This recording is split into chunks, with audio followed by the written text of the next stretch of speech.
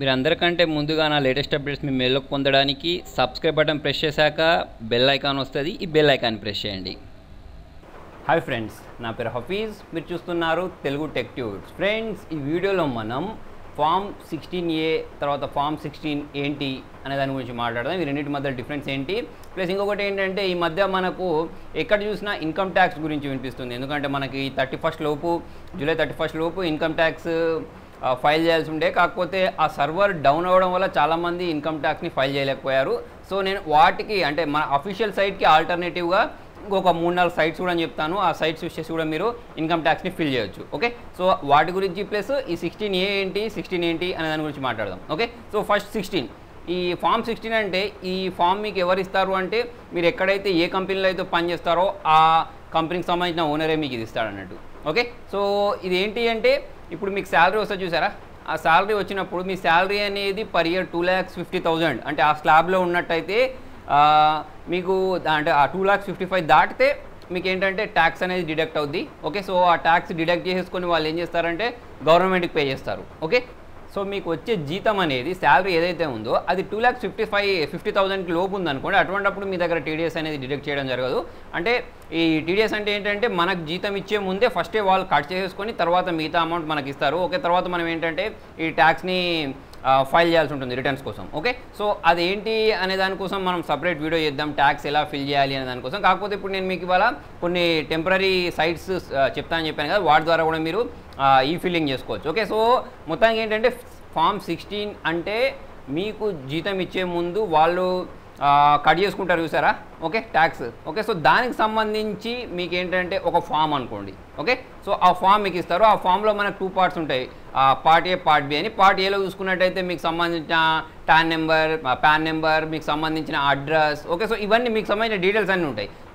తర్వాత form below ఇంకొక దానిలో పార్ట్ బిలో ఏంటంటే మీకు సంబంధించి ఎంత శాలరీ వచ్చింది, ఎంత పిఎఫ్, ఎంత ఇవన్నీ ఏమేమి కట్ అవుతున్నాయి, ఎంత ట్యాక్స్ డిడక్ట్ అయింది, దానికి సంబంధించిన ఇన్ఫర్మేషన్ మొత్తం మనకు పార్ట్ బిలో ఉంటుంది అన్నట్టు. ఓకే, అలాగే చూడండి మనకు ఇంకొకటి 16A అని కూడా వింటూ ఉంటాం, ఫామ్ 16A. మరి ఈ 16A అంటే ఏంటి అంటే చూడండి, ఇప్పుడు ఇంతకుముందు మనం 16 అని ఉన్నాం చూసారా, అది ఓన్లీ ఎవరికైతే శాలరీ వస్తుందో, మంత్లీ శాలరీస్ వస్తాయో. ఓకే, అంటే ఎవరైనా ఏదైనా కంపెనీలో పనిచేస్తూ ఉంటారు కదా, అది గవర్నమెంట్ అయినా కానివ్వండి, ప్రైవేట్ సెక్టర్ అయినా కానివ్వండి, కంపెనీలో పనిచేసినప్పుడు వాళ్ళు మీకు ఇచ్చేది అన్నట్టు ఫామ్. ఓకే, సో అది వాళ్ళే ఇస్తారు, మీకు ఏ కంపెనీలో పనిచేస్తారే వాళ్ళే ఇస్తారు. ఒకవేళ మీకు ఇవ్వకపోయినా కూడా మీరు అడిగి తీసుకోవాల్సిన బాధ్యత మీదే. ఎందుకంటే ఇప్పుడు మీరు ట్యాక్స్ ఫైల్ చేస్తున్నారనుకోండి, ఫిల్ చేసేటప్పుడు మీకు కంపల్సరీ ఇక్కడ ఫామ్ 16A అడుగుద్ది. ఓకే, సో ఆ ఫామ్ 16A లేకపోతే మీరు ఇన్కమ్ ట్యాక్స్ రిటర్న్ చేయలేరు. ఓకే, తర్వాత వచ్చేసి చూడండి మనకు ఇంతకుముందు మనం మాట్లాడేది 16A గురించి చూసారా, ఎవరైతే అంటే శాలరీడ్ కాని వాళ్ళు ఉంటారో వాళ్ళకి ఏంటంటే ఈ ఫామ్ 16A ఇస్తారు. ఎవరు ఇస్తారు అని అంటే ఇప్పుడు ఫర్ ఎగ్జాంపుల్ చూడండి, మీరు ఫిక్స్డ్ డిపాజిట్ చేశారనుకోండి బ్యాంక్లో. ఓకే, సో ఆ ఫిక్స్డ్ డిపాజిట్ చేసినప్పుడు దానికి మీకు ఇంట్రెస్ట్ వస్తుంది కదా. ఓకే, సో ఆ ఇంట్రెస్ట్ వచ్చినప్పుడు ఆ ఇంట్రెస్ట్ అనేది సేమ్ ఇంతకుముందు మనకు స్లాబ్స్ ఉంటాయి చూసారా, ఆ స్లాబ్ కంటే ఎక్కువ ఉందనుకోండి, అంటే 2,50,000 స్లాబ్ దాటింది అనుకోండి, అటువంటిప్పుడు మీరు ఇన్కమ్ ట్యాక్స్ ఫైల్ చేయాల్సి ఉంటుంది. ఓకే, సో దానికి సంబంధించి మీరు ఏ బ్యాంక్లో అయితే ఎఫ్డీ చేసుకున్నారో వాళ్ళే మీకు ఇది ఇస్తారన్నట్టు. ఓకే, సో ఇలా మీకు ఇన్సూరెన్స్ ఉందనుకోండి, తర్వాత కొన్ని కేటగిరీస్ ఉంటాయి. ఓకే, ఇవి వాళ్ళు ఇస్తారన్నట్టు. అంటే నాన్ ఎంప్లాయిడ్ ఎవరైతే ఉంటారో, నాన్ సాలరీడ్ వాళ్ళు ఎవరైతే ఉంటారో వాళ్ళు సబ్మిట్ చేయాల్సింది ఏంటంటే 16A. మామూలుగా ఇదేంటంటే సాలరీ ఎంప్లాయీస్ సబ్మిట్ చేస్తారన్నట్టు. ఓకేనా, సో ఫ్రెండ్స్, మరి మనకు ఇన్కమ్ ట్యాక్స్ ఫిల్ చేయడానికి ఏదైతే సైట్ ఉందో ఆ సైట్ అనేది ఒకటేసారి అందరూ ట్యాక్స్ ఫిల్ చేయడం స్టార్ట్ చేసిన తర్వాత ఏమైంది అంటే సైట్ అనేది డౌన్ అయిపోయింది. ఓకే, సో ఇది ఎప్పుడు జరిగేదే. సో ఇప్పుడు ఏంటంటే దానికోసం నేను మీకు ఆల్టర్నేటివ్గా కొన్ని సైట్స్ చెప్తానని చెప్పాను కదా. సో దానిలో వచ్చేసి ఏంటంటే cleartax.com అని ఒకటి ఉంటుంది.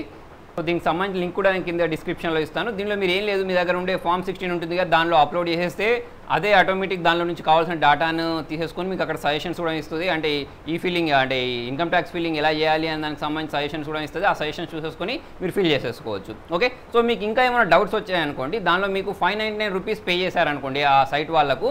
ఓకే, సో వాళ్ళు మీకు ఏంటంటే ఒక CAని ఇస్తారు. ఓకే, మీకు ఏమైనా డౌట్స్ ఉంటే ఆ CAని అడగవచ్చు మీరు. సో ఫ్రెండ్స్, ఇంకొక సైట్ కూడా ఉంటుంది, ట్యాక్స్ స్పానర్ అని. ఓకే, సో దీనికి సంబంధించిన లింక్ కూడా కింద డిస్క్రిప్షన్లో ఇస్తాను. కాకపోతే ఇది ఫ్రీ కాదు, దీనికోసం మనం ఏంటంటే 249 రూపీస్ పే చేయాల్సి ఉంటుంది దీనిలో రిజిస్ట్రేషన్ కోసం. ఓకే, సో దీనిలో మీకు CA సపోర్ట్ కావాలంటే దాదాపుగా 5,000 రూపీస్ పే చేయాల్సి ఉంటుంది. ఎవరైనా పెద్ద కంపెనీస్ ఉంటాయి కదా, వాళ్ళకు ఈ ఫిల్లింగ్ చేసుకోవడం రాదు, లేకపోతే వాళ్ళకు CL దొరకట్లేదు అన్నప్పుడు మనం ఈ సైట్లోకి వెళ్ళొచ్చు. సో ఫ్రెండ్స్, ఇంకొక మంచి సైట్ ఏంటంటే మై ట్యాక్స్ సేఫ్ అని ఇంకొక సైట్ ఉంటుంది. ఓకే, సో దీనిలో కూడా మనం ఫామ్ 16 అప్లోడ్ చేసేస్తే మిగతా పని అంతా అదే చూసుకుంటుంది. మనకు అక్కడ వచ్చిన ఇన్స్ట్రక్షన్స్ని ఫాలో అయిపోతే సరిపోద్ది, ట్యాక్స్ ఈజీగా మనం పే చేసేవచ్చు అన్నట్టు. ఓకే, సో ఫ్రెండ్స్, మీకు నా వీడియో నచ్చితే లైక్ బటన్ ప్రెస్ చేయడం మర్చిపోకండి. ఛానల్ ఫస్ట్ టైం చూస్తే సబ్స్క్రైబ్ చేయండి. Thank you.